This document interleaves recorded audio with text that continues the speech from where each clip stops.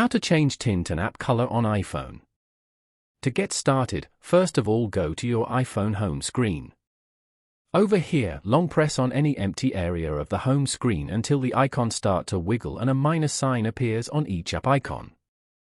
Go to the top left corner and tap on Edit. Select Customize. You can now use the edit options below to customize your app icons. From the options, tap on Tinted to choose the color tints for the icons as shown. Drag the sliders to try out all the app icon colors from here. You can also tap on the dark button below to get darker tinted app icon colors. Then, tap on Auto, which will change the colors accordingly. After that, tap on the icons as shown to change the color theme. Following these steps, you can easily change tint and app color on iPhone. Thank you for watching. Please leave a like if this tutorial helped you, or leave a comment below if you have any questions related to the video.